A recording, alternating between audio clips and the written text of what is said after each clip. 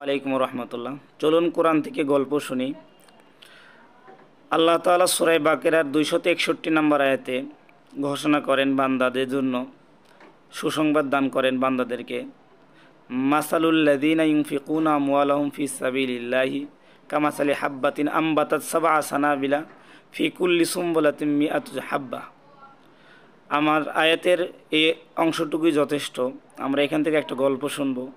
সেটা হলো, অনেক সময় হুজুররা ওয়াজ করার সময় বলে যে আল্লাহর রাস্তায় 1 টাকা দান করলে বা আল্লাহর পথে 1 টাকা 2 টাকা দান করলে এটাকে আল্লাহ তাআলা 700 গুণ পর্যন্ত বৃদ্ধি করে। এটার প্রমাণ আমরা অনেক সময় পাই না, মৌখিকভাবে শুনি। চলুন আজকে প্রমাণ সহকারে জেনে নেওয়া যাক।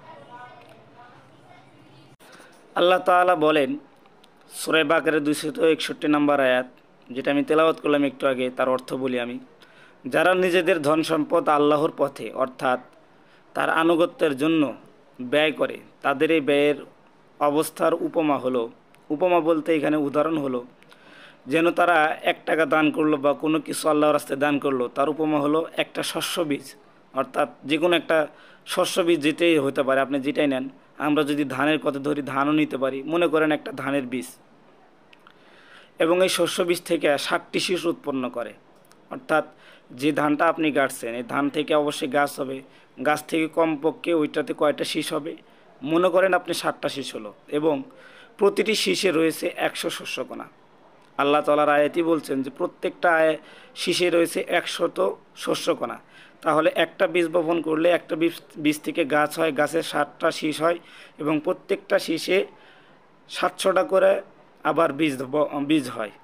তাহলে এবার আল্লাহ তাআলা এই উদাহরণটাতে আমাদের কি বোঝাইলেন?